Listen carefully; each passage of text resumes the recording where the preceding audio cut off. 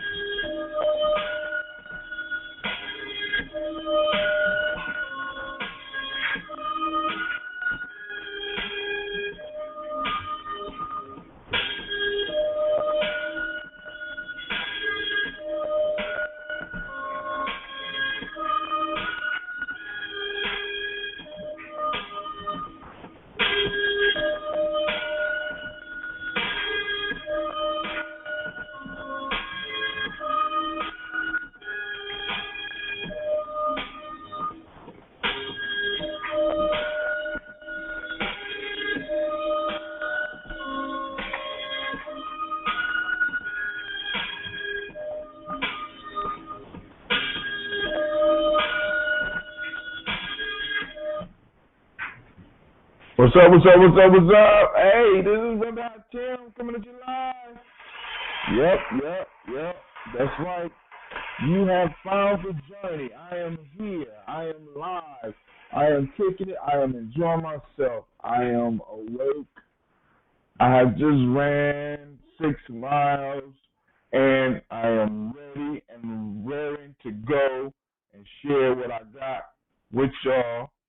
So we're going to kick it now. Y'all know we have a story. This one is kind of not, is good, but it's not like the last two, because the last two or last few have been about changing your perspective. And it's so important that we change our perspective, change the angle at which we are looking at the world.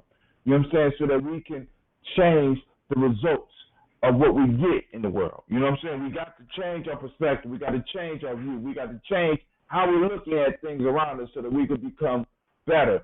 And that's one of the major messages that comes from a lot of these folk tales, you know what I'm saying? But we have to be open to receive the message. A lot of us are not open. We think that we're too old. We think that this wisdom is not for us. But in fact, it is for us. It has been encoded and sent down through time just for you. You know what I'm saying? You have to be open to receive. You have to feel that you are special enough. You have to give yourself permission to be the one to be able to receive that message that is distinctively for you. You know what I'm saying? It's a possibility that Aesop was teaching into the future and casting these thoughts into the future for future generations, because perhaps the ancestors let them know that we will be going through this situation, a situation very similar to the situation in which Aesop suffered through. All right? Man. So now, this is Brother Tim. I need a couple of reminders. First off, now, on November 20th, we will be having our monthly fish fry. I expect to see your face in the place. I expect to hear from you. I expect to see some of your pre-orders. Keep us busy. Keep us working. Keep us raising these funds so that we can continue doing what we're doing for the families, because you know we're building tribes. And in order to build tribes, you got to have strong families, right? And to have strong families, you got to have strong individuals. So it's all about that self-mastery. It's all about building yourself, right? It's about practicing that 224 self-mastery or self-help process. Your enemy is spending 24 hours a day trying to conquer, trying to destroy you, trying to brainwash you, trying to lay these traps for you, these mental traps, mental, physical, and spiritual traps. But I'm saying, look, by practicing the 224 self-help process, you will be able to defeat him. What is the 224 self-help process? Pledge to yourself today that you will spend 2 hours a day. You will spend 2 hours a day working on yourself. Not working on your kids. Not working on your car. Not working, not working on your neighbor, but working on yourself. We have to dedicate 2 hours to ourselves to start becoming better beings, moving closer to, as the knowledge holders say in African openers, the tree of life, what they call it the first source. Moving closer to that first source. When we start moving towards our center, or that spiritual center starts moving towards us. That's very important, right? So I've been joined by two beautiful women. One is Miss Traci from Columbus, the hustle lady. We're gonna start calling her the hustle lady, because she's hustling. She at work before I get there, and I ain't gonna say she was there after I leave, because she disappeared quick today. And I think you stole my worksheets that I put up for my baby too. So we got Miss Traci, and we got the wise, we got the teacher herself from Detroit, Miss Janice Riley. Give it up. Yeah, that's right. Y'all hush back there. Hey, man. All right. So we got the fish fry on November 20th. This week, coming up this Saturday, we have the study group. It'll be from 3 to 6. We're going to record part of it because we're going to be showing movies, and I don't want to be stepping on nobody's toes. So we'll record the discussion part. Now, what's going to start happening is, with a lot of these recordings are going to be reserved for those people who have signed up for the membership. You know what I'm saying? Now, it goes out over Spreaker, but what I'm trying to do is I'm trying to build up a network. So when people be dropping wisdom like Sister Janice did last week, I'm harnessing that, man. Hey, I'm not putting that up. Sister Traci agreed with me, you know what I'm saying? Because Traci was dropping it, Janice was dropping it. I said, hey, I'm making this an exclusive. So the only way you're going to get this one is you got to sign up. Now, Sister Janice want a copy, I'm sending her a copy direct, and she can share with everybody she wants. But those people out there in Sprinklerland, if you want to get the other side of the wisdom, because y'all can hear me, because I haven't figured out how to get what's going on the phone with y'all yet. But if you want the whole piece, because now I'm just asking questions. Every now and then I drop it, but these sisters on the other side of the line, y'all need to listen to them. Y'all need to hear what they have to say, right? This is real talk. So hit me up at 614-556-4535. Now, this is your chance to get it now. You know what I'm saying? You ain't got to wait. You know what I'm saying? So on Saturday, we're having a study group, and we're going to be watching, the name of the movie is The Secret to Balling. The Secret to Balling is a movie project put together by Hip Hop Motivation His name is Kenyatta the Barber something. I can't. Oh, the Barber Walters. So it's a brother. He's a barber, and he's been cutting hair for a lot of hip hop heavies. You know what I'm saying? A lot of big people in hip hop, they fly him in, and he's been talking to him, and he always read books like Think and Grow Rich and stuff like that. And he wanted to put something like that together for the hip hop generation. So he went out and he interviewed all these big people in hip hop. And the result is this book called The Secret to Baller. It's a good movie. I was trying to wait. I bought it last week. I was trying to wait for the group to come before I saw it, but I had to, Sunday I broke down and said, man, I'm going to watch this movie. You know what I'm saying? Then also, in December, we're talking about hosting one of the days in Kwanzaa. I'm thinking about doing a Monty, because I think that falls on a Friday, the last Friday, and it's going to be the first day of the year. You said my mic keep going. Thank you. Let me fix that. My mic is tripping. My mic sounds nice. Check one. The mic sounds nice. Check two. Let's see if I can fix this. Hold on. That was smooth, Traci. I told y'all she'd be hustling, yo. Hey, she's man. All right, let's see. All right, tell me if this do anything. They got mic USB. Let's try that. Check one, check two, check three. All right, how's it sound, Miss Traci? Can you hear me? I think that's more consistent. I think cool. That's better. All right, but you know you got to remember I'm turning my head because I'm talking on the phone mic.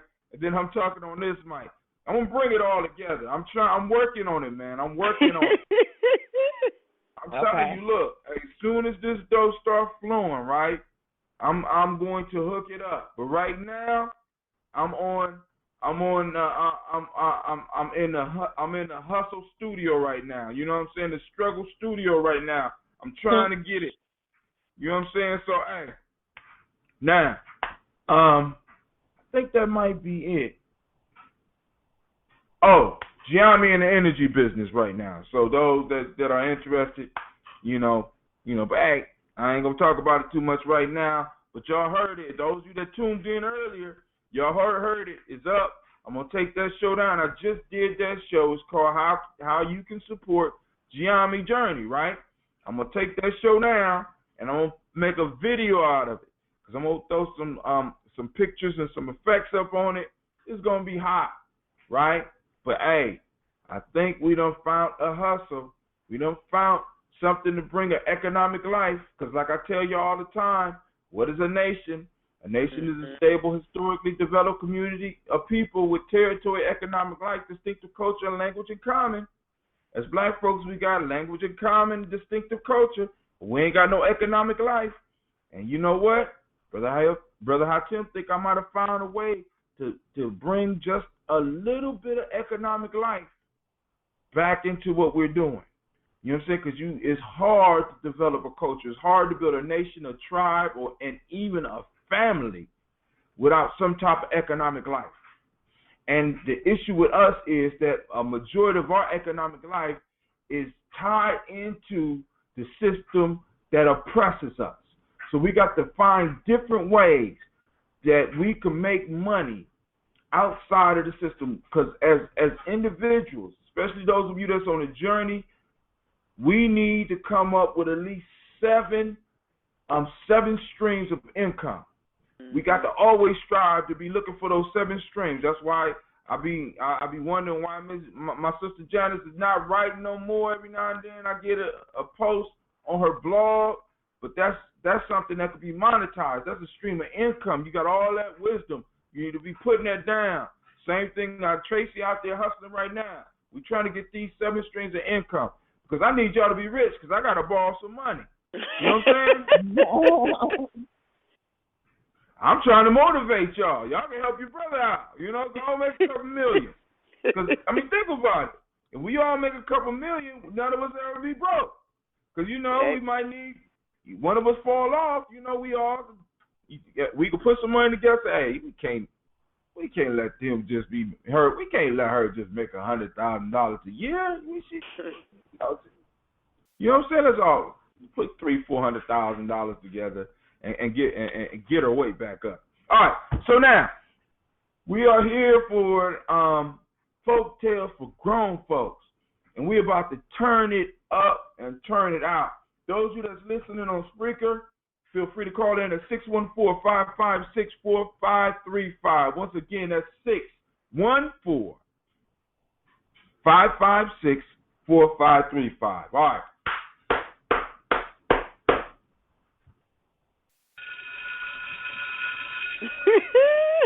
Class is in session. So put on your seatbelts.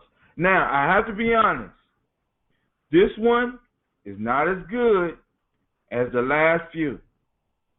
But as it relates to what, sir? Because this is a good one. As it relates to what? They all good. Well, I'm sorry, I forgot who I'm talking to. Yeah, really. You're talking about what you individually learn, because this one teaches as much as all the rest of them. I didn't know you read it in advance. I'm sorry. Hey, I read all of them in advance. I can't call myself the teacher and come to class unprepared, sir. Damn. Man, you just make it all hard for a black man. Now I gotta go on a rant for another 5 minutes because she done just tore me up, man. I might tear you up. Stop playing. I love you, though. But here we go. This is called The Bull and the Goat. And I dedicate this one to the backstabbing bastards that always wait till you down on your luck to try to do something to you, right? But you're going to learn that lesson today. A bull, escaping from a lion, hid in a cave which some shepherds had recently occupied. As soon as he entered, a he-goat left in the cave sharply attacked him with his horns. The bull quietly addressed him, "But away as much as you will. I have no fear of you, but of that lion, let that monster go away, and I will soon let you know what is the respective strength of a goat and a bull. It shows an evil disposition." This is the moral. It shows an evil disposition to take advantage of a friend in distress.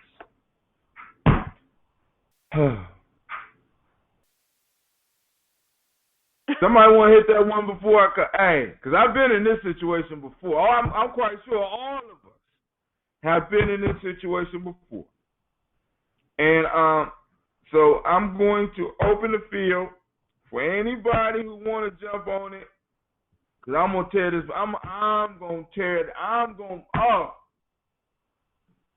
to tear it up.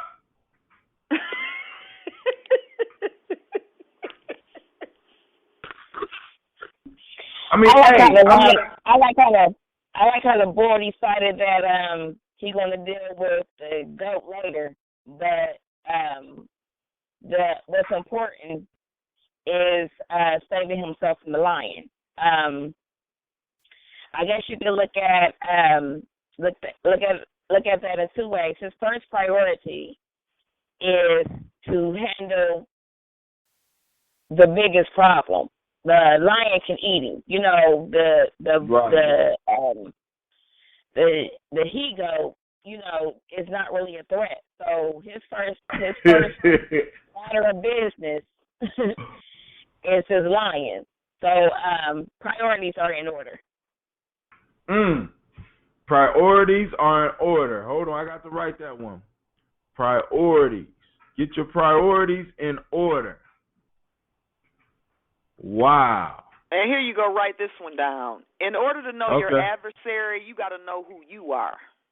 Because if you know who you are and all the power you possess, you can look around and you can discern the threats and the non-threats so that you can best protect yourself.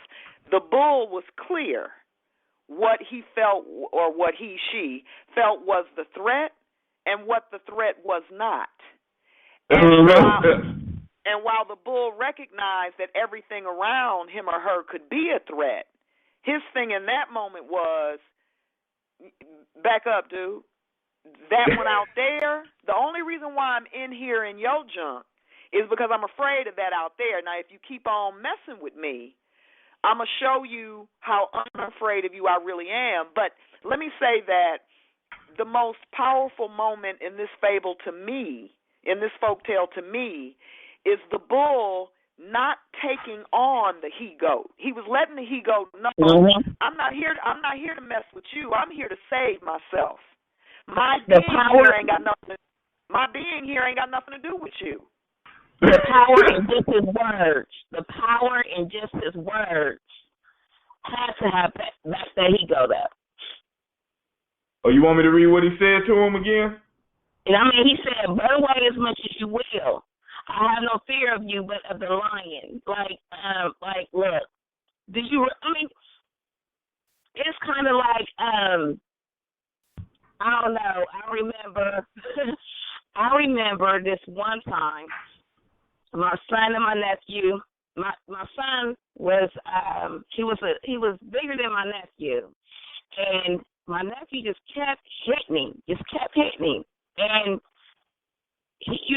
my son got tired. He just popped him one good time, and he was like, "Oh, he wasn't expecting that, but that one time it didn't hit. My nephew's dad told him, like, you should be glad that man only hit you back one time as many times as he hit you, but it was just him, like really taking it. You know what I'm saying? He was bigger than him. He felt like he would hurt him, so he didn't hit him back.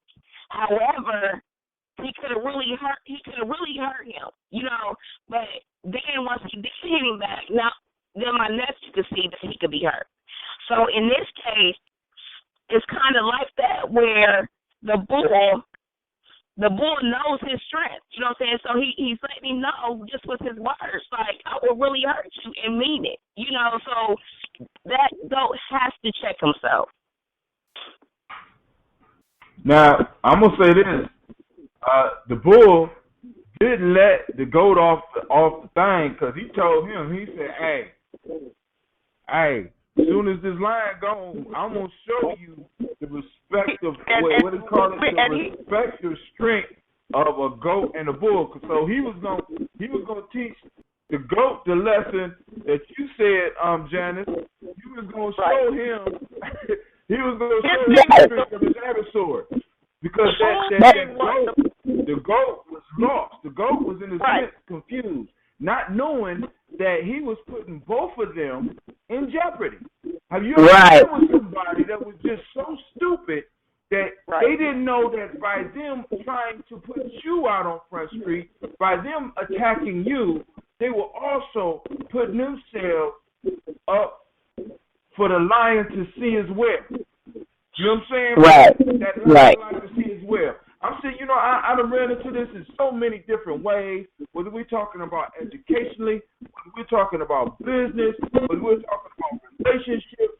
I done ran into this where individuals waiting for you to be down, and they will be trying to get at you. That's exactly when they would be trying to get at you, not realizing that you're just buying your time.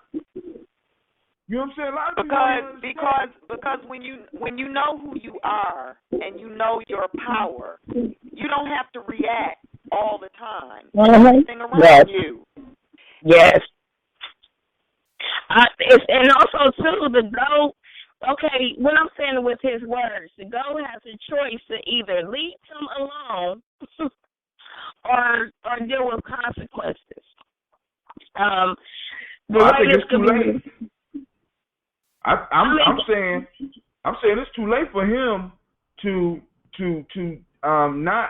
He might as well keep on bucking them now, because he waiting. The only thing the bull waiting for is for the lion to be gone. You see what I'm saying? Because really think about this. The bull is hiding in a cave. Bulls don't usually go into caves. Something must really be wrong for this bull to be in this be in this cave. And the cave is probably small and tight for him. And now he got this little thing just butting him. You know what I'm saying? I only ran up in this tiny space to get away from what I feared. I didn't come in here to mess with you. Now, if you want me to mess with you, I'll tear a hole in your ass. I didn't come in here to mess with you. I came in here to get away from the lion. And I think let me say this. I think it's significant that the bull calls the lion a monster. The bull said, let the monster go away. When any thing, person, animal, whatever of power identifies something as a monster, it is that which they fear, period.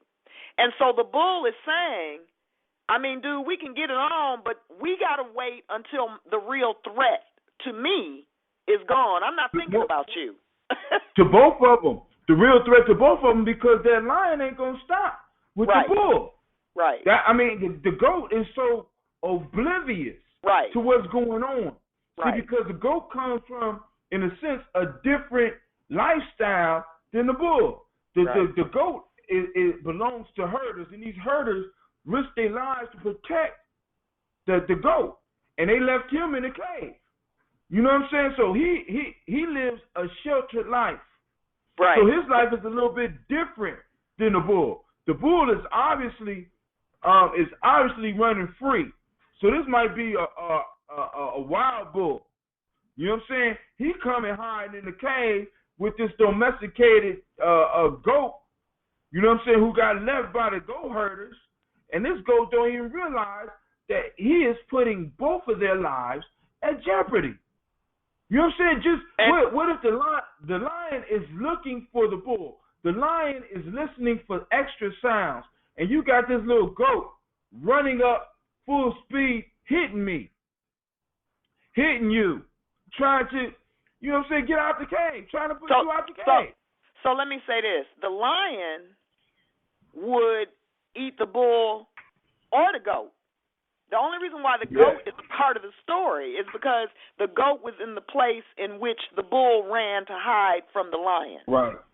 And so the fact of the matter is the bull could get rid of the goat. But for the bull, because he knew who he was and he knew what all of that meant, his thing was, dude, I didn't even come in here to holler at you. I'm not thinking about you. Now, if I got to think about you, I can take you down like that monster outside this cave can take me down. But I don't want to do that. I just want to stay away from the monster. Right.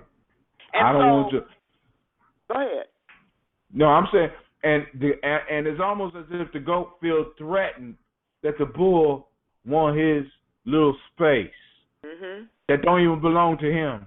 Because when you've been domesticated, when you've taken a wild animal and put him under the tutelage of humans who tell him what to do, when to do it, and how to do it, those people living things that are trained like that get a false sense of their own personal power, because over time they don't recognize that the conditions those in power have put them in have actually kept them safe. And so over time those living beings begin to believe that they're safer than they actually are. That's why that stupid he-goat thought he had something coming against the bull. Because he had lived a life of such protection. He didn't even recognize a threat when he saw it anymore. Does this sound familiar? Yes.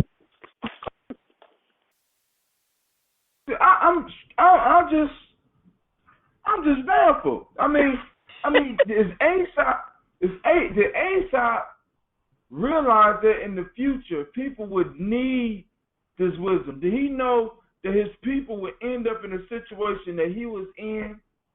You know what I'm saying? Because we are basically in the same situation that Aesop was in. Yep. You know what I'm saying? He was freed because of what he was able to add to the society, but he was still, in a sense, trapped in the society. He was put in a place of honor, but he was trapped in that society. He couldn't go home, even though he was quote-unquote free. It's almost as if this man is talking to us through the centuries. through the eons. You know what I'm saying? Because we ain't even talking centuries. We talking thousands of years. You know what I'm saying? Who is this man talking about? You know what I'm saying? Who is the goat? Who is the bull? Who is the lion? And I mean, it's like, man, I'm sitting up here like, oh man. I mean, it's just sometimes. I mean, this one is good. I must admit, the teacher was right. The teacher was right.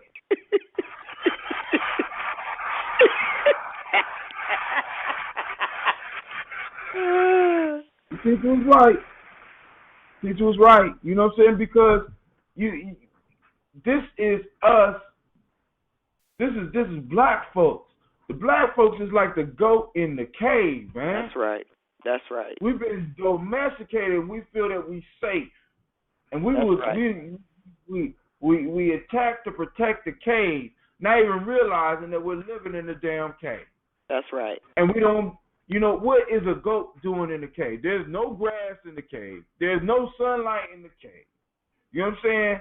What is the goat? A goat is not a cave animal. You know what I'm saying? It at least be on the side of a mountain or need to be by some grass or something. Goats like to climb. It ain't nothing to climb really inside of a cave. All the climbing is outside where the cave, you know what I'm saying? So this goat is totally, in a sense, actually when you really look at it, the goat is insane because it actually thinks that it can take this bull on. Mm-hmm. The goat is insane. Mm-hmm. So I wonder what would happen if the goat ran into the lion. Would he think that he had a chance against the lion? If he's insane, wouldn't he? Wow. Sounds like some teenagers. Sound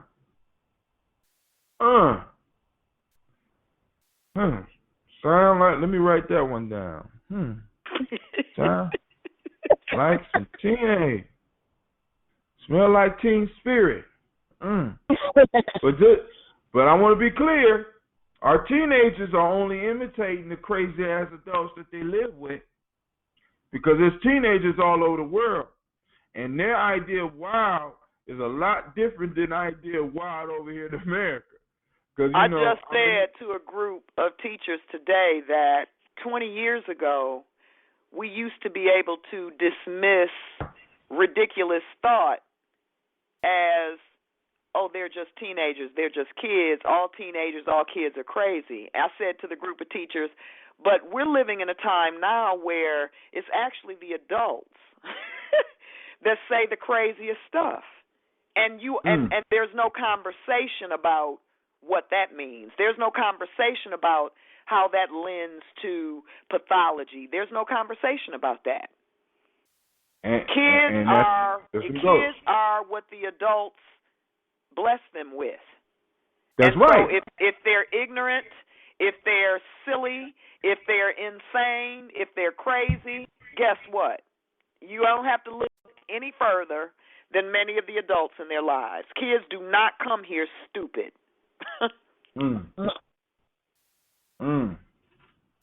Nobody comes here stupid. I remember I was in class, this was a few years ago, where I guess it was one of those foreign men in power where they said that if a child, say a 4-year-old child, says something against that government, they would go wipe out the whole family because the child learned that from their family. Yeah.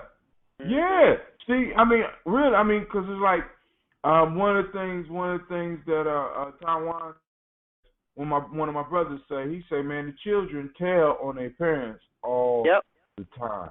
Without all you gotta do is all you got, because like I always tell people, I got parents coming up lying. Like a child get in trouble and they be like, I don't know where they learned that from. Where did you learn that from? You know what I'm saying? And that's sort of like me going to one of my one of my children's classroom.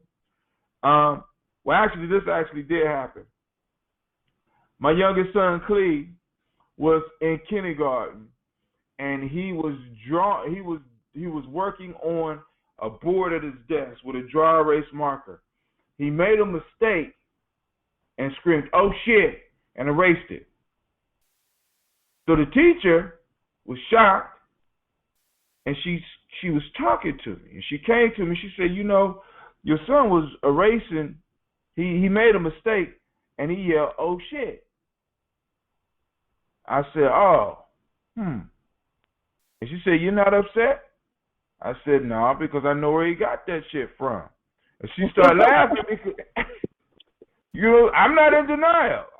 You know, I know exactly where he got that shit from. You know what I'm saying? I mean, so for me, we got to claim our madness.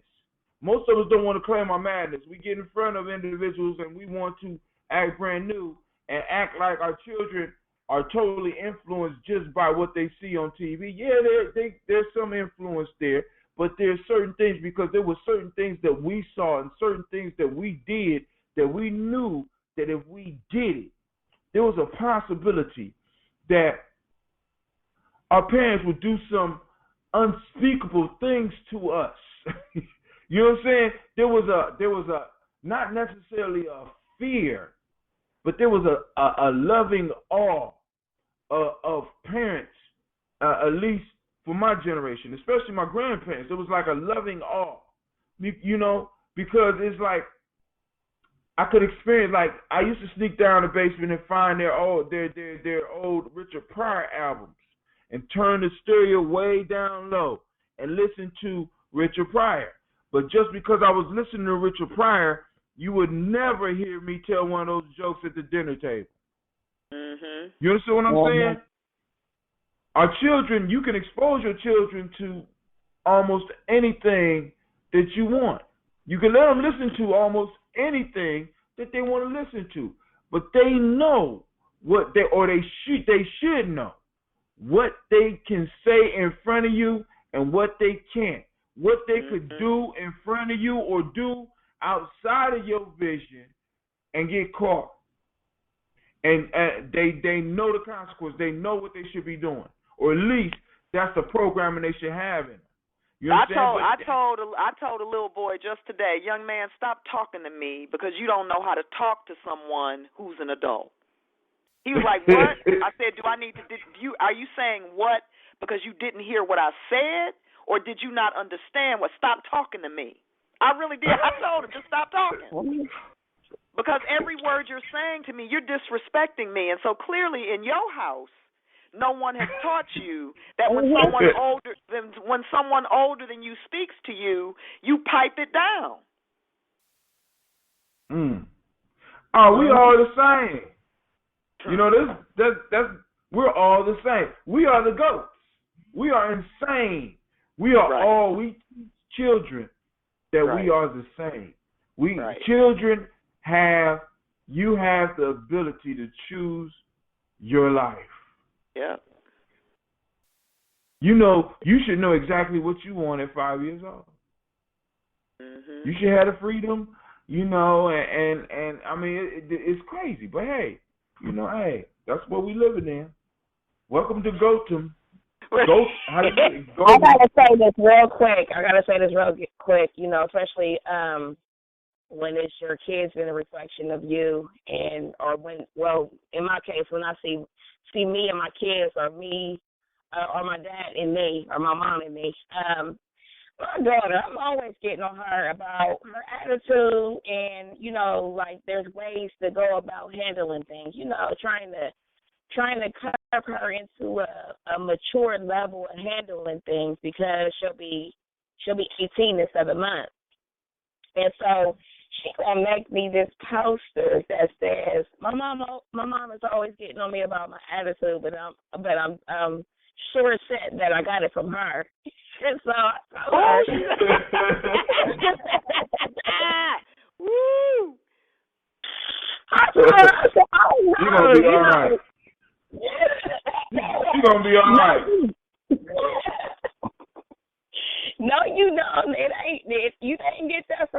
it was a little comical thing going on. But it did make me like think, you know what I'm saying, especially the things that I was taught. My mom said I could say anything I want, it's just a way to say it. And with her, I'm like, you know, you need a better filter, you know, that so you can keep your teeth. You need a better filter. Right. And so, that's, you know, it's like, you know, they say every child is different. I mean, that's like a prime example. You know what I'm saying? Like, you know, okay, my mom taught me this, and this is the way I handled it. You know what I'm saying? Where the new kids, I'm an old kid, the new kids are having a hard time with the filter. And I say that about my own child because I also see it a lot in school. Like you said, you have to tell the little boy, stop talking to you. And I find myself in situations where I'm like, that's talking back. That means you must talk back at home. You know, like giving you a reality check that, you know, just, you know, especially because, see, even if it is at home, you're not allowed to get away with that with all the adults in your family. Right. So when you hear me talk, then that gives you, again, that gives you that reminder of a filter. You know, like tone it down. That don't talk to me like that. That I'm not in a discussion with a child like that. You know. And you you brought it full circle all the way back to the fable, because what you're saying repeatedly is filter is about discernment. And just like I said in the very beginning of all of this, when you know who you are, because when you know who you are, that means you know who you are in relation to everyone you talk to. And all the three of us that are on this call right now, even though there may be differences in terms of time periods in which we were raised, the three of us can all testify that we were taught to discern.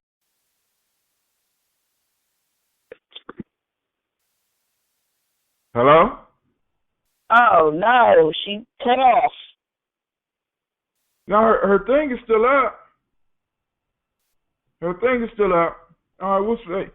But what she was stressing, the discernment, and when you know who you are, it always, for a lot of her points, go back to when you know who you are. The bull knew who he was. The bull was confident. What happened? Okay. You dropped off. You was dropping it. I mean, you know the FBI listening, girl. You got to be careful.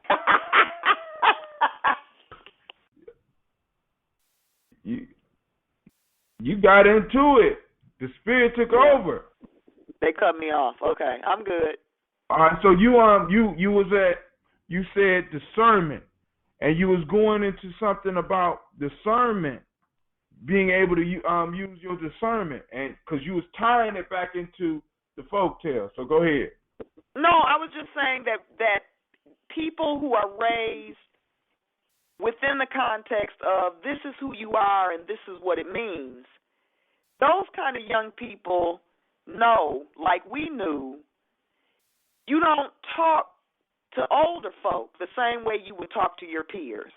And what's crystal clear to me as it relates to this fable, the bull was trying to help the goat to understand, you don't even know what the hell you saying to me, and you don't even know who the hell I am because you don't know who you are. You have been domesticated by men. Ooh. I'm a wild animal. I act as instinctively as the wind blows. You have lost that ability because man has gotten into your head. You need to leave me alone and pipe down because me and that monster outside are about the wildness of life. And don't make me kill you because the only reason why I'm in here is I'm trying to save my life from that beast that's outside. When you know who you are, you can size your competition up all day long. That's right. And the only reason they ain't killed him at that point in time was he didn't want to lose focus on the monster out there. Listen, you little he-goat, you are a distraction to me. Man. Leave me alone. He wasn't a threat. He let him. You know what I'm saying? He he didn't attack him. He let him. Let the ego. Stand against him, or yep. He wasn't a threat. It didn't bother him, but he let him know. I got something for you. Mhm. All right, now 2 things came out. Janice, you said something about the domestication process. So in the sense that he-goat has been educated. That's right. he graduated from the best goat universities in the world. So he thinks he can take on the bull. All right, and the bull gave him, basically let him. So I think Traci said that the bull was letting him, and he didn't stop him. It's like he was just a minor nuisance, and rather than the bull just going off on him. Yeah. And it's an important lesson for some of the people out there, because just because you can swat a fly, it doesn't mean that you should always have to. You know what I'm saying? There's a time and place for that. Because swatting that fly or kicking that he-goat would have took his focus on, as Miss Janice says, that monster out there. A lot of us lose focus on the monster out there because we want to deal with the small he-goats that are hitting us when they really can't hurt us. Mm-hmm. You know what I'm saying? It would have been easier for him to take out his fear and his aggression on that little goat, but it wouldn't have benefited him. He might even got away with it. You know what I'm saying? But he needed to stay focused. And a lot of us who are in a position of the bull in our lives, you know what I'm saying? We know who we are. Allow ourselves to be distracted by little he-goats. You know what I'm saying? With their little tactics, with their little, I'm going to keep on poking you until I get your attention. I just want your attention. And see, that's what's crazy. Some people, they do dumb stuff like this because they just want your attention. Mm-hmm. Man. Damn, he-goat. Leave me be.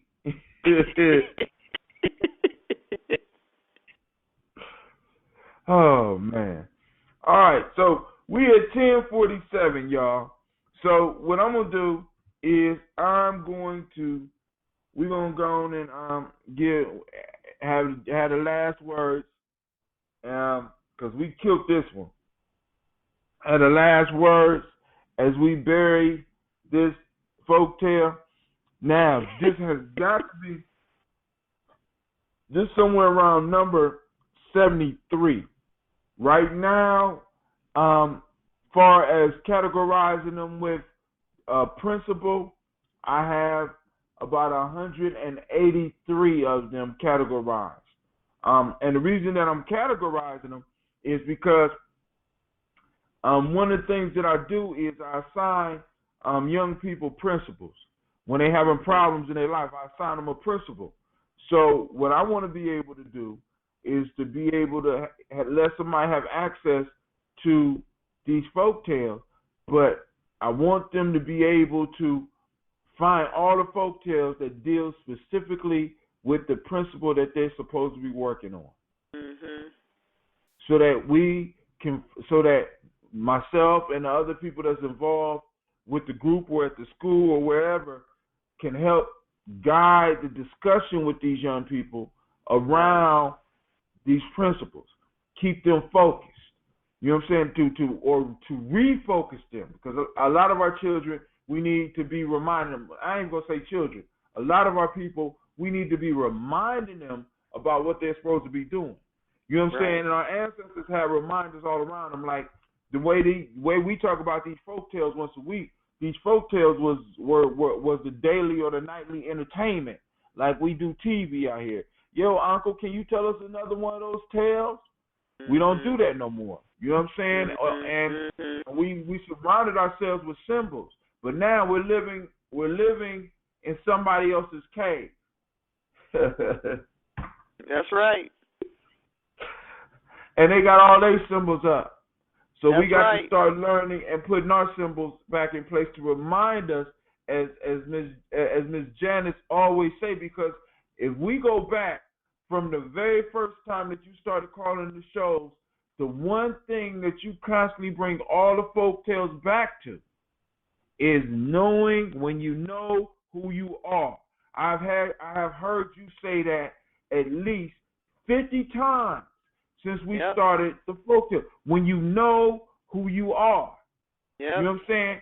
And our people used to put symbols up to always remind us. So we need to start remembering that when we talk with these young folks and we're talking with some crazy black folks, that sometimes we might need to remind them of who they are before we slap them. You know what I mean? Right. You know, before we do like the bull, let me get that statement, because I like the way the bull was smooth with it, because he ain't say I'm gonna slap the shit out of you. He said, "Go away." That's right. Oh, well, he said, "Run away as much as you will." I will soon let you know what is the respective strength of a goat and a bull. You got to go, but so you have to say all of what he said. Run away as much as you will. I have no fear of you, but the lion. Let that mother go away, and I will soon let you know what it is, the respective strength of a goat and a bull. So he said, I'm gonna put you in your place so smoothly. It's so smooth. It's I'm so clear. Smooth. It's just smooth. I'm clear that here it is. Here it is. I know who I am, and so I'm clear that you don't know who you are. And so I'm going to give you a slight pass and accept that you don't know who you are, but understand, when I'm done understanding that I'm safe from that beast out there, you don't want none of me.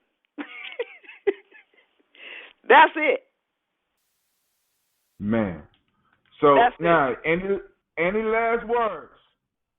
That was my last word. Miss Traci. No, I don't have any. No, I think we did a good job with this one too. All right. We done killed it.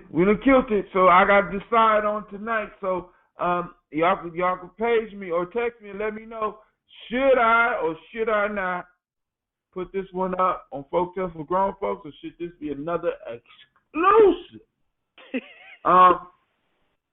Hey, so go and think about it. This is Brother Hot Tim. I'm saying thank you, Miss Traci. Thank you, Miss Janice, for joining me on Folk Tales for Grown Folks. We done killed another proverb. This has got to be, because I'm on Tribal Quotes. I'm on number 73. So this is at least the 73rd folk tale that we done did. And matter of fact, I can tell you exactly how many we done did so far. See? This is, 167 minus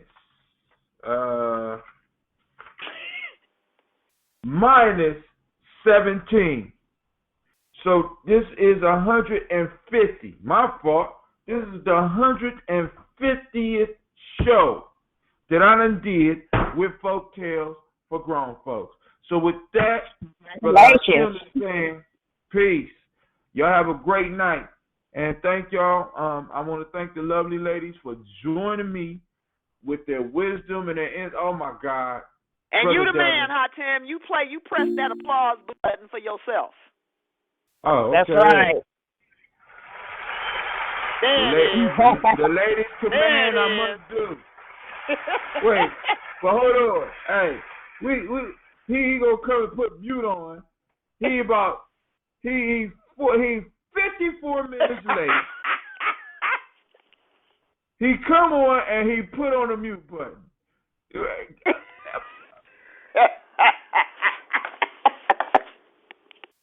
Brother Devin, you got something you want to say about the folk tale, man? Oh, he put the mute button back on. All right.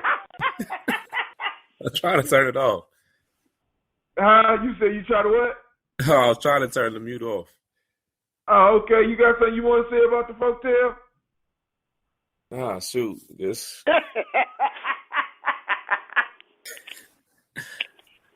I'm just glad to get it at the end, man. It's just. Oh, okay. Oh, you do know it's the end. Is that all there is?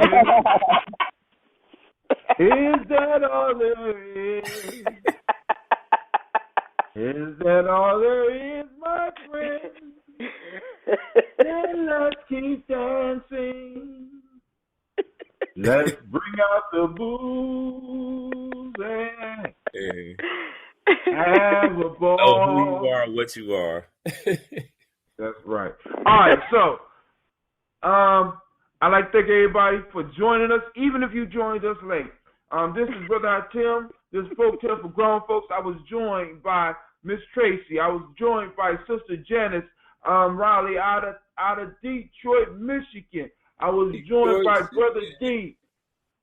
54 minutes late.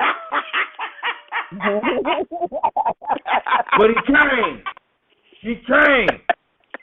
He did a 5-mile run. I made it on the show. That's all. He did like the Zulus. He ran into the battle zone 5 miles. He started 5 miles ago, and he just made it. But Hudson, you heard what he said. He like the bull. He ain't studying you. He said, I made it, didn't I? Oh, that's true. Hey, that's right. Hey, hey, we got the Liddy folktales. I'll be the that's for a minute, right? You know that I'm just but they don't send the cavalry in first, bruh. But hey, y'all, I'll see y'all later, and thank y'all for joining me. With that, I say we out. Night.